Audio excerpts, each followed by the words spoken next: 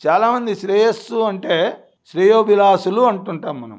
శ్రేయస్సు ప్రేయస్సు రెండు ఉంటాయి. ప్రేయస్సు అంటే అనిత్యమైనవి. అనిత్యమైన భోగాలన్నీ ప్రేయస్సులే. నువ్వు ఎన్ని మేళ్ళన్న చెయ్యి, ఎన్ని యజ్ఞాలన్న చెయ్యి, ఎన్ని యాగాలన్న చెయ్యి, ఏవైతే వచ్చిపోతాయో అవన్నీ ప్రేయస్సులే, ప్రేయోకర్మలే. యజ్ఞం చేస్తావు, నువ్వు ఇప్పుడు పుణ్యం వస్తుంది, మళ్ళీ పైలోకాలకు పోతావు, పై పుణ్యం అయిపోతుంది, మళ్ళా కిందికి వస్తావు, మళ్ళీ జీరోలోకి వస్తా అంటావు. రావడము పోవడమే. కాబట్టి శ్రేయ మార్గం ఎంచుకోమంటే, శ్రేయస్సు అంటే వచ్చిపోయేది కాదు, ఒక్కసారి వచ్చింది అది పోదు. అంటే నేను ఆత్మను అని నువ్వు గుర్తించినావా, ఆత్మను అని గుర్తిస్తే అది శ్రేయస్సు. నీ స్వరూప జ్ఞానం పొందడమే నీకు శ్రేయస్సు. ఇవన్నీ ప్రేయస్సులే.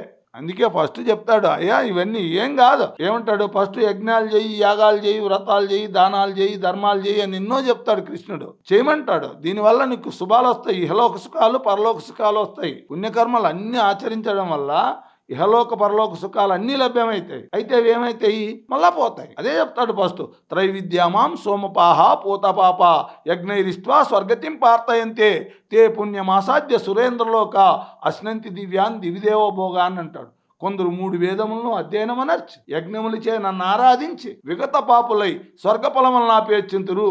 అట్టివారు వారు పుణ్యకర్మ ప్రాబల్యం వలన దేవలోకమునకు పోయి దేవేంద్ర భవనమునందు దివ్యములకు దేవభోగములు అనుభవింతురు. ఈ లోకంలోనే కాదు, పైలోకాల్లో కూడా దివ్యమైన భోగాలు అనుభవిస్తారు.